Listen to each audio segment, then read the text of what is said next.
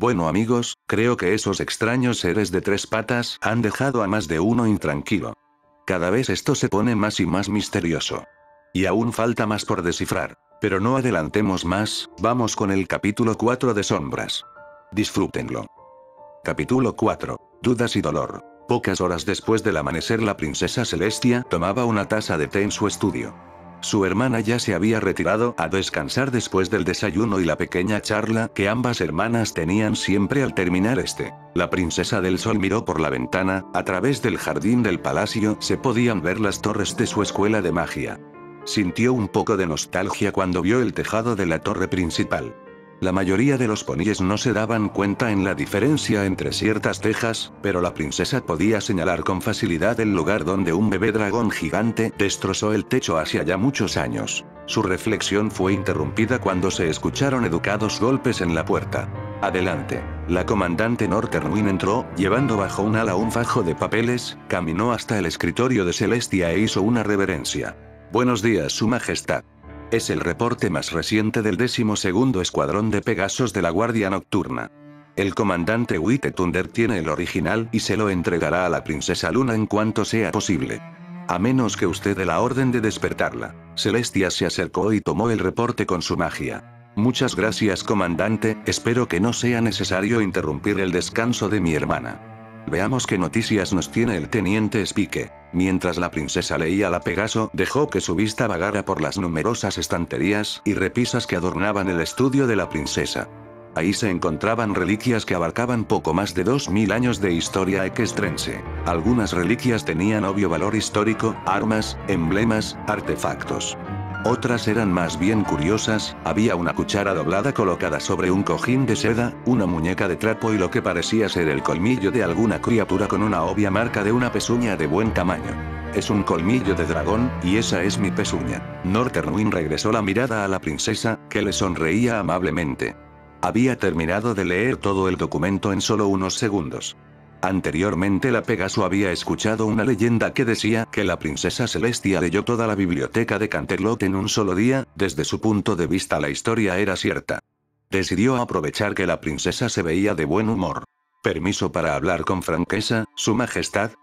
Siempre lo ha tenido, comandante. Bien, Su Majestad, ¿qué está ocurriendo?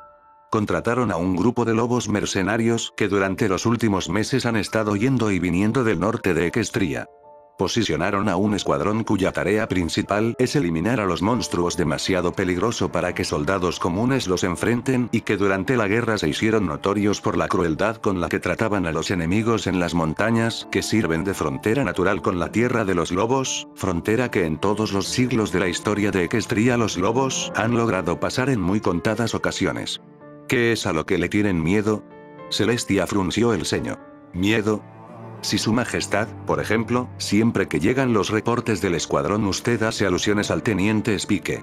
No nombra al 12º escuadrón, ni siquiera utiliza el sobrenombre del grupo.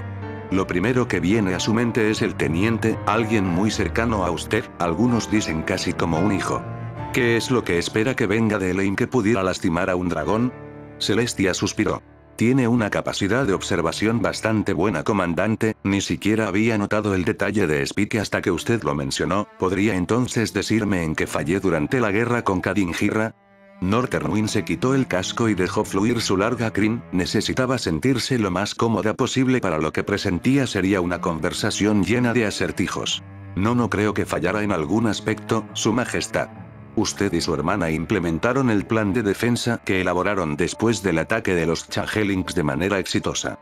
Lograron montar un contraataque efectivo y forzaron a los grifos a retirarse. Celestia se levantó de su escritorio y comenzó a caminar. Exactamente, comandante, fue un contraataque, hicimos que los grifos se retiraran. ¿Qué pasó antes de eso? La masacre de Aplelosa, la ocupación de Manhattan, el sitio de Cloudsdale, la batalla de Filadelfia, la defensa de las Pegasus, y decenas de batallas más a lo largo de toda Equestria. En el momento en el que alguno de mis súbditos sufre por un mal que pudo haber sido evitado, estoy fallando como gobernante. Celestia se detuvo frente a la ventana, mirando de nuevo al jardín. Mi mayor fallo fue el ser lo suficientemente ingenua como para creer que los únicos capaces de hacer mal en este mundo son los monstruos. Fui tan estúpida que a pesar de ser consciente que durante los últimos siglos los grifos de Kadinghirra primero conquistaron otros reinos grifos y luego atacaron a las cebras, las esfinges y los bisontes no nos atacarían a nosotros. Solo estaban esperando el momento oportuno. ¿Qué país será el siguiente, ahora que saben que no somos invulnerables? ¿Xia? ¿Nosos? La princesa del día se dio la vuelta para mirar a su comandante. Lo más probable es que los siguientes sean los lobos, y que algo más venga con ellos. No lo voy a permitir, no lo vamos a permitir. Luna y yo haremos lo que sea necesario para evitarle a nuestros poníes el dolor de otra guerra. ¿Resuelve eso su duda, comandante? Northernwind miró de reojo el colmillo de dragón y la marca que la princesa había dejado en algo que podía cortar diamantes con suma facilidad y asintió, la sonrisa volvió al rostro de Celestia. Excelente, ahora si me disculpa tengo que atender los reportes del accidente en las Pegasus, como si esa ciudad no hubiera sufrido ya lo suficiente. La Pegaso salió del estudio de la princesa. En realidad la plática no había despejado mucho sus dudas, solo confirmó que algo vendría del norte, pero aún esa pequeña certeza era mejor que nada. Northernwind se volvió a colocar su casco y estaba a punto de emprender el camino hacia su propio estudio, en el ala este del palacio, cuando sintió un escalofrío. Por unos segundos el palacio pareció volverse más oscuro y poco hospitalario. La comandante de la guardia diurna no tuvo tiempo de pensar mucho en las extrañas sensaciones. El palacio se estremeció y se escuchó un sonido potente y sordo a la distancia.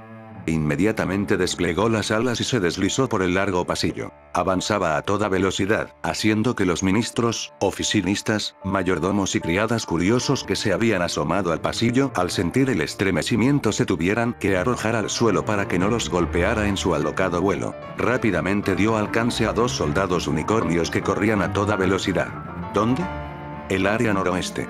Northernwind apretó los dientes y aceleró, preparándose para enfrentarse con cualquier cosa que estuviera en el palacio. Lobos que hubieran logrado burlar la vigilancia, grifos buscando venganza, changelings de nuevo. Las palabras de la princesa inclusive le hicieron sospechar de los siervos de Xia o los minotauros de Nosos. Dejó atrás a los unicornios sin problemas y salió a un pasillo más ancho. Ya se podían escuchar diferentes voces dando gritos u órdenes. Sobre el caos de ruido pudo escuchar el sonido de un pony al galope acercándose. Miró hacia atrás para encontrarse con la princesa Celestia, que corría por el pasillo demasiado estrecho como para permitirle extender sus alas en toda su envergadura. Northernwind se sorprendió cuando notó que la distancia entre las dos se iba haciendo más pequeña. Celestia le dio alcance en poco tiempo. Northernwind vio como el cuerno de la princesa se iluminó y el cuerpo de esta desapareció en pequeñas gotas de rocío dorado. En una fracción de segundo las gotas se pegaron al techo, paredes y suelo y ahí se transformaron en hilos de oro que se deslizaron a gran velocidad. En cuanto sobrepasaron a Northernwind los hilos se despegaron de las superficies y se entretejieron, formando de nuevo el cuerpo de la princesa Celestia. La gobernante del sol avanzó aún más rápido, dejando a su comandante atrás. Northernwind consiguió verla de nuevo cuando llegó a la pasarela del gran vestíbulo. La princesa ya había saltado el barandal y volado a través de un vitral.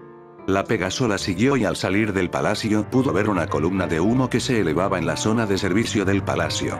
Las calderas. El palacio de Canterlot contaba con una gran cantidad de lavabos y cuartos de baño que siempre estaban previstos con agua caliente, además de que era necesario mantener una calefacción en el fuerte invierno que siempre llegaba a la ciudad en la cima de la montaña. Las calderas eran una maravilla por sí misma y en toda la historia de Canterlot jamás habían tenido un accidente. En Ponyville Dwilit caminaba nerviosa de un lado para el otro en la planta baja de la biblioteca mientras Trixie la observaba desde una silla de ruedas. Si sigues caminando de esa forma le vas a hacer un surco al piso. Dwilit bufó y continuó con su paso. No me ha respondido de ninguna manera, ¿cómo voy a saber si recibió mi mensaje? Debí de haber pensado en eso antes de enviárselo. Trixie se encogió de hombros. Rarity no es el tipo de yegua que se quede sin hacer nada, aun si no hubiera recibido tu mensaje estaría planeando algo. Al terminar de hablar Trixie trató de levantarse, sobre su cintura apareció una banda de luz púrpura que la mantuvo sentada en la silla. Dwilit volvió a bufar. Es por tu propia seguridad, deja de tratar de levantarte. Más te vale que sea verdad que esta cosa desaparece cuando tenga necesidad de ir al baño. A todo esto, ¿por qué tenías esta silla en el sótano? Dwilit se sonrojó y desvió la mirada. Tuve unos cuantos accidentes cuando investigaba a Pinkie. Trixie asintió lentamente, tratando de visualizar los resultados de una pony con características mentales peculiares, tratando de estudiar a otra con características aún más peculiares. Le resultó extremadamente fácil imaginarse 1001 situaciones en las que Dwight hubiera terminado en esa misma silla.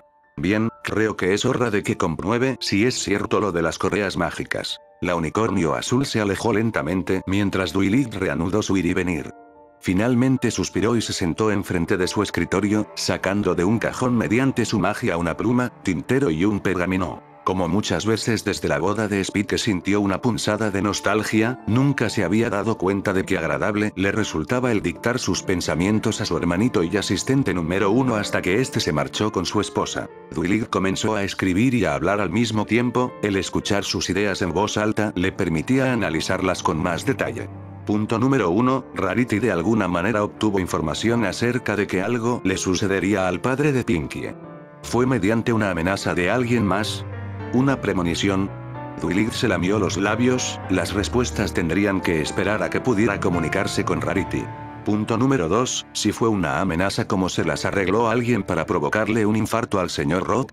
La unicornio púrpura miró fijamente el pergamino. Los médicos unicornio aprendían un hechizo especial para darle un masaje al corazón y mantenerlo latiendo durante casos de emergencia. ¿Sería posible que alguien modificara el hechizo para hacerlo dañino? Escribió su teoría y añadió una nota para recordarle el mencionar esa posibilidad a la princesa Celestia. Si ese era el caso, se trataba de algo muy grave.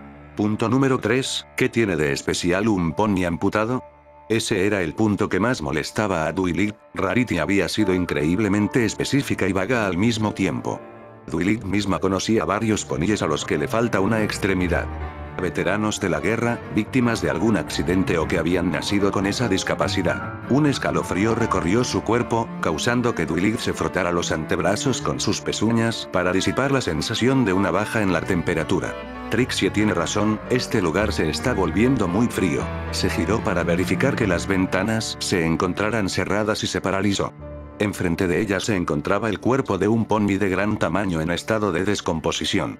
Sin embargo, el aspecto era extraño. No se veía como si realmente fuera un cuerpo, tenía un aspecto irreal. A Dwight le dio la impresión de que algún grabado de un libro de medicina forense o anatomía simplemente se hubiera levantado y decidido a caminar por la sala. La unicornio púrpura buzó. Trixie, habías prometido no volver a utilizar tus ilusiones en mí. Dwight miró con el ceño fruncido a la criatura enfrente de ella.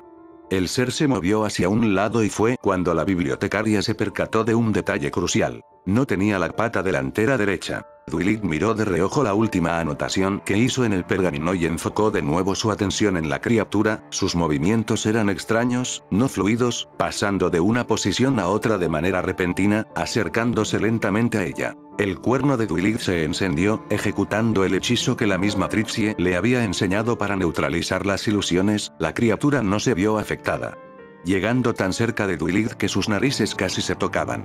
Abrió su boca y una serie de sonidos guturales salió de esta. Dwight cerró los ojos y reaccionó por instinto. Hubo un resplandor púrpura y la unicornio apareció en su cuarto, escuchó unos sonidos fuertes y rítmicos y se percató que era ella misma respirando por la boca. Tranquila Dwight, trata de pensar razonablemente. No hay un cuerpo caminando en la planta baja de tu casa, lo único que está allá abajo es Trixie.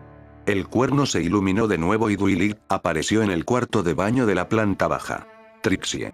¿Estás? Hubo un silencio incómodo cuando Dwight se dio cuenta que su inquilina estaba sentada en el retrete enfrente de ella.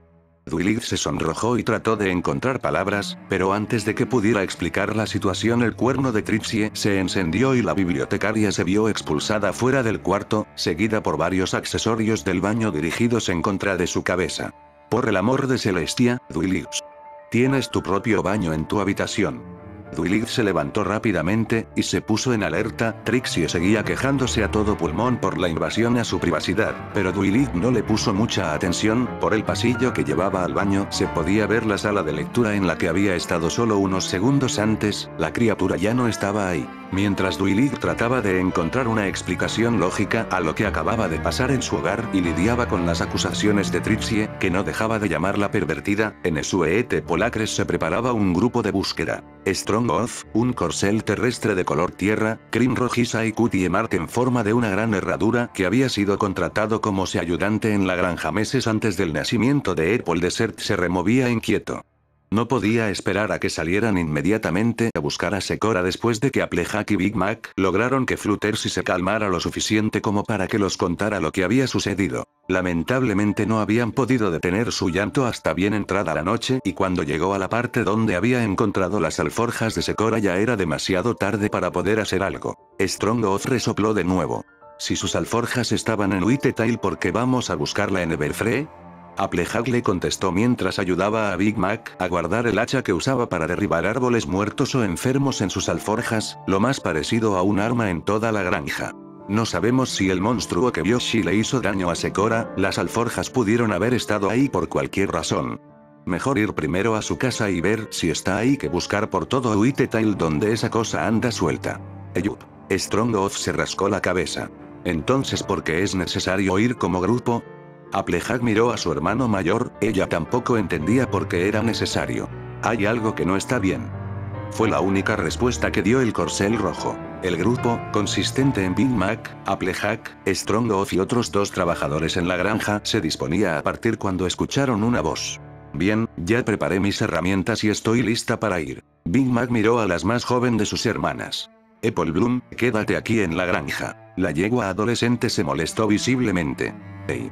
Secora es mi amiga también, de hecho yo soy la primera amiga que tuvo en toda Equestria. Debo de ir a ayudarla si le pasó algo malo. ¿No te has dado cuenta que ya soy una pony mayor? Maldición. Solo tengo unos cuantos años menos que los que tenía Aj cuando fue con Duilig y las demás a buscar a Nigmaremon. Big Macintosh asintió lentamente. Lo sé, pero quiero que cuides de mi esposa y mi hija. Necesito que cuando yo no esté alguien inteligente, creativo y que pueda pensar rápido proteja lo que más me importa, y ese pony inteligente eres tú, App. Apple Bloom se tranquilizó un poco. Está bien, hermano. Pero solo porque es por el bien de Apple Desert y Fluttershy. El grupo se alejó, internándose por el sendero. Aunque Strongoth deseaba avanzar más rápido, Big Mac no se lo permitió. Debemos ir todos juntos, separarse dentro de Everfree no es buena idea. Strongoth rascó el suelo con una pezuña en frustración. Pero estamos en el sendero, todo mundo sabe que el sendero es seguro, además la señorita Secora me había dicho que esta parte del bosque no es tan peligrosa. El gran corcel rojo asintió. Eyup, pero tengo una mala sensación acerca del bosque últimamente. Applejack le dio un par de golpecitos en el hombro. Vamos Mac, dinos de una vez qué es lo que piensas. No lo sé, solo sé que no es bueno. Siguieron avanzando, lentamente, por el camino. Big Mac se detuvo repentinamente y el resto del grupo lo imitó. ¿Qué sucede, Mac? Ruidos. Todos pusieron atención, tratando de hacer el menor ruido posible. Después de unos segundos escucharon el sonido de algo que se acercaba, arrastrándose. Big Mac sacó el hacha de sus alforjas.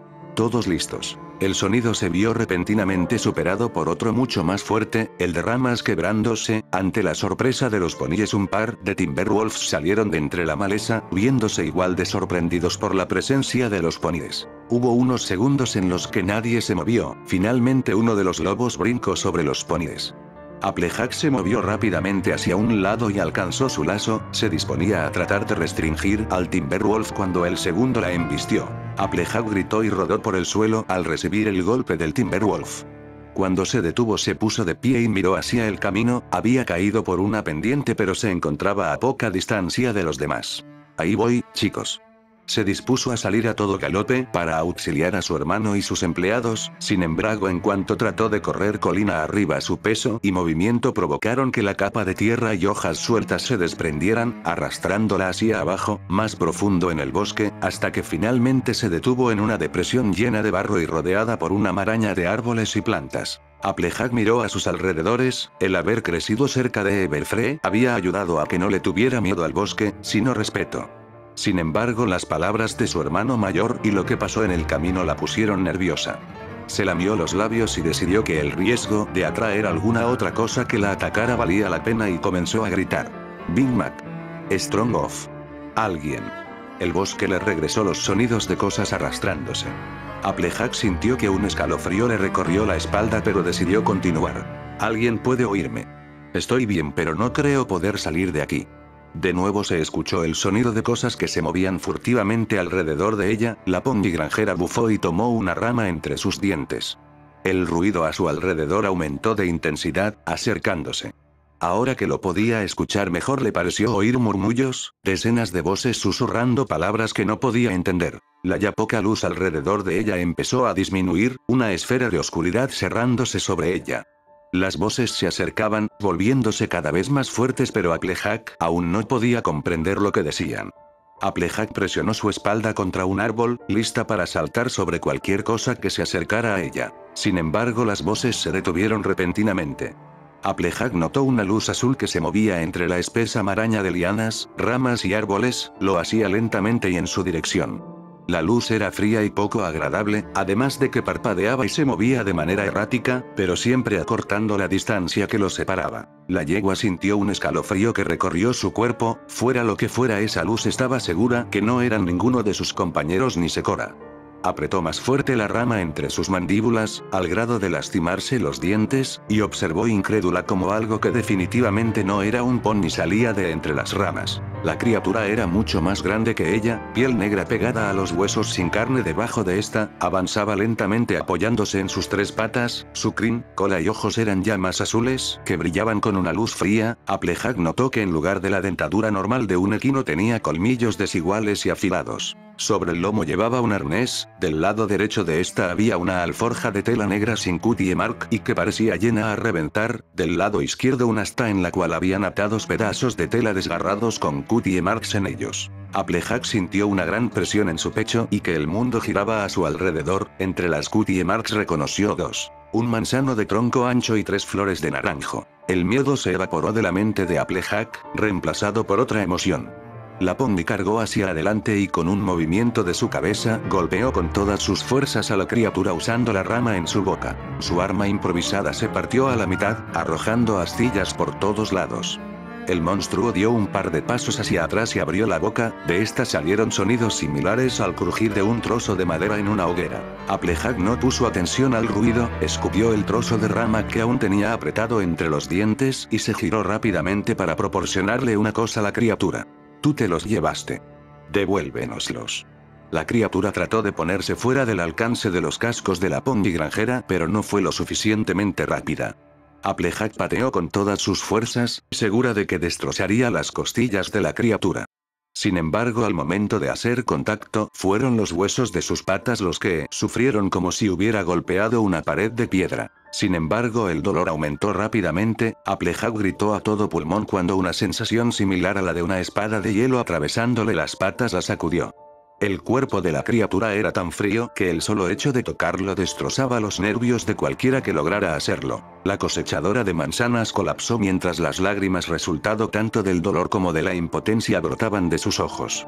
No se olvidó del monstruo que estaba a sus espaldas y se giró, lastimándose aún más, para poder mirarlo de frente. Sin embargo, ya no se encontraba ahí. El desconcierto de Applejack solo duró unos segundos, cuando una nueva punzada de dolor la sacudió, provocando que gritara de nuevo.